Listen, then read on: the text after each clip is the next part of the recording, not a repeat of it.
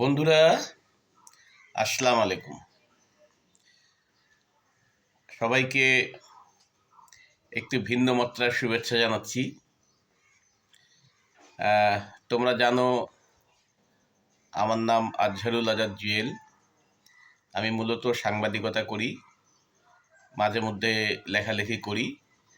আমার কিছু বই প্রকাশিত হয়েছে। তো ফেসবুকে আমি যথেষ্ট অ্যাক্টিভ থাকি। তো আরও অ্যাক্টিভ হওয়ার জন্য আমি গতকাল একটি নতুন পেজ খুলেছি। আমার পেজের নাম সুবচন দিনাজপুর। এই নাম যে দিলাম সুবচন দিনাজপুর, তার মানে হলো আমার এই পেজে সুন্দর সুন্দর কিছু কথা দিয়ে আমি কিছু ভিডিওর মাধ্যমে তোমাদের কাছে অথবা দেশবাসীর কাছে তুলে ধরব। সেই জিনিসগুলো কি তুলে ধরব?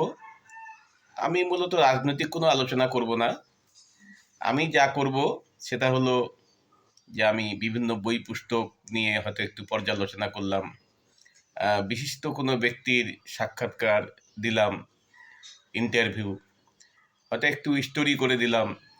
আমি দেশের বিভিন্ন স্থানে ভ্রমণে যাই, হয়তো ভ্রমণের জন্য কিছু তথ্য তুলে ধরলাম, যদি নতুন কিছু পাই এই, এবং মানে জাস্ট নতুন কিছু বিষয়ে তুলে ধরার চেষ্টা করব আমার ফেসবুক বন্ধুদের জন্য, দেশবাসীর জন্য।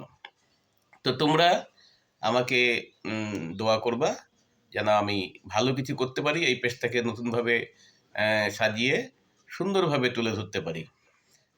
আমি এটা ঠিক করতে চাইনি, কিন্তু একজন আমাকে অনুপ্রাণিত করেছেন। তার নাম আশিক আরমান। সে একজন আবৃত্তি শিল্পী, ঢাকায় থাকে, বাড়ি সেতাবগঞ্জে, কিন্তু থাকে ঢাকায়, চাকরি করে। যাই হোক, তার অনুপ্রেরণা থেকেই আমি সুবচন দিনাজপুর চালু করলাম।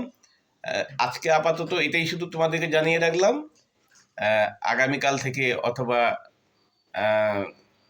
অল্প সময়ের মধ্যেই আমি নতুন কিছু বিষয় নিয়ে তোমাদের সামনে হাজির হব। সবাইকে ধন্যবাদ। আসসালামু আলাইকুম।